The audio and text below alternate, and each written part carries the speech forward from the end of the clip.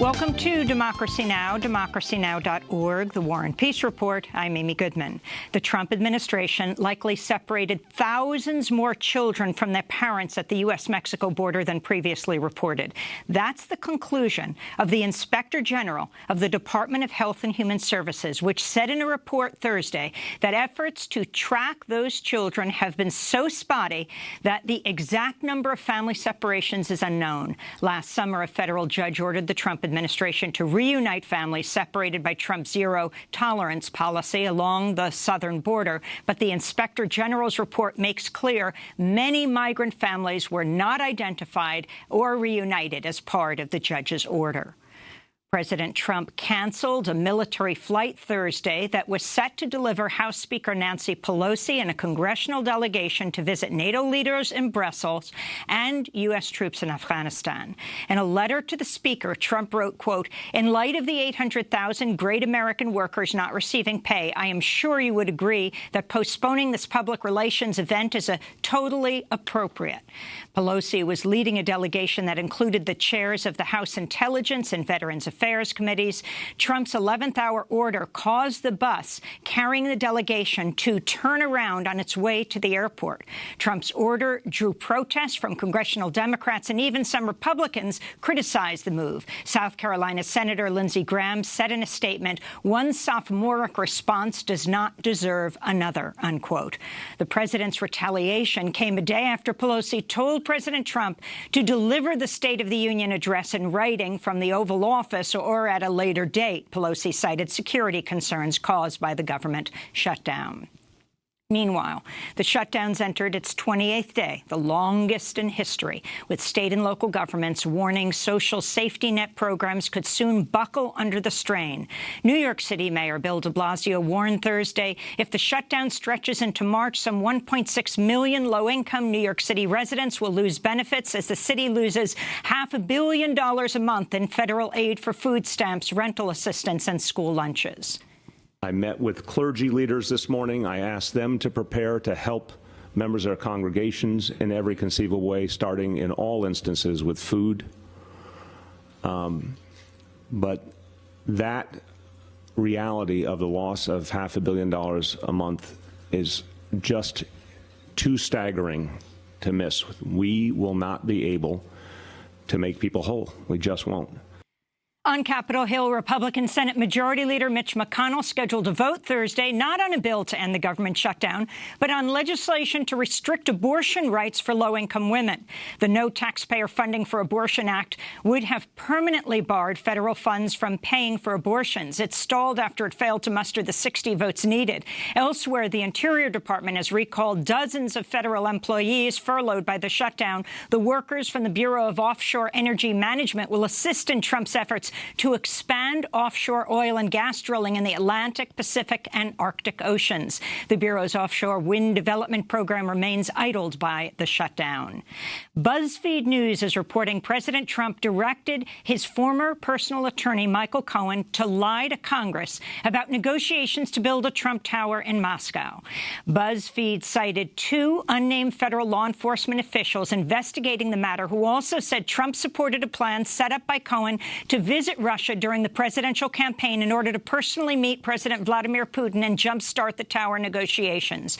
Two of Trump's children, Ivanka and Donald Trump Jr., reportedly received regular detailed updates about the project from Cohen. The chair of the House Intelligence Committee, California Democrat Adam Schiff, tweeted the President of the United States may have suborned perjury by ordering Cohen to lie to his committee. Democrats say such an order would also constitute obstruction of justice, a felony Trump's nominee to become the next Attorney General, William Barr, appeared to agree with that position during his Senate confirmation hearing Tuesday.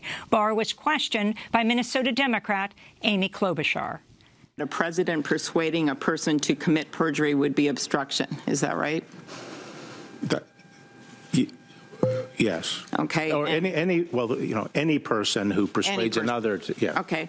You also said that a president or any person convincing a witness to change testimony would be obstruction. Is that right?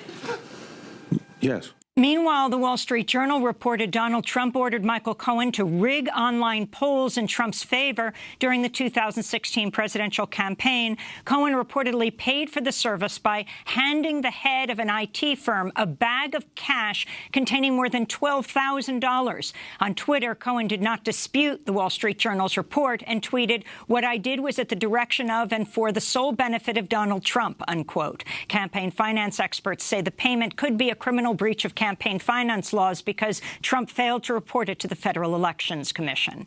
In Bogota, Colombia, at least 21 people were killed and 68 others injured Thursday after a suicide car bomber targeted cadets at a police academy. The explosion shattered windows of nearby apartments and houses and rattled a city that hasn't seen a terror attack in years. Authorities have identified a suspect but have not identified a motive. No group has claimed responsibility for the explosion. In Sudan, security forces opened fire today on a crowd of mourners outside the home of a man who died after he was shot by authorities during an earlier protest in the capital, Khartoum.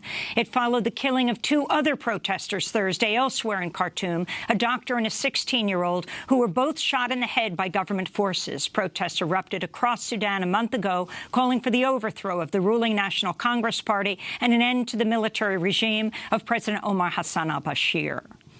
An American journalist and news anchor for Iran's state television network, Press TV, is due in a Washington, D.C. courtroom today after she was arrested and detained by the FBI during a visit to the United States.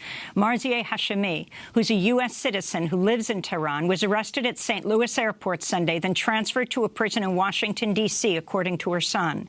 The Committee to Protect Journalists says it's concerned about her arrest and called on the U.S. Department of Justice to immediately disclose the basis for her detention for the past 5 days.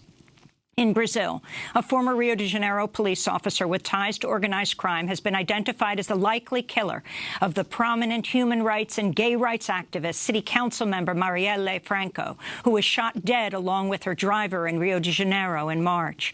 According to a police report reviewed by The Intercept, 6 witnesses have identified the ex-cop as the killer. The officer, who has not been publicly named, had been kicked out of Rio's military force and now works as a mercenary for dirty politicians and others. The witnesses say the gunman did not act alone. No arrests have been made. Franco was a longtime critic of Brazil's police, who've been linked to hundreds of killings and thousands of incidents of brutality in Rio's impoverished favela neighborhoods. Back in the United States, a Chicago judge Thursday acquitted 3 police officers accused of covering up the 2014 murder of black teenager Laquan McDonald by a fellow officer. The acquittal came despite discrepancies between the 3 officers' police reports and dash cam video showing McDonald posed no threat and walked away from officers before he was shot 16 times by white police officer Jason Van Dyke. Van Dyke was convicted of second-degree murder for the shooting in October. And in California, contract negotiations between Los Angeles school district officials and the union representing more than 30,000 teachers are set to resume today after marathon talks Thursday failed to bring an end to the strike, now in its 5th day.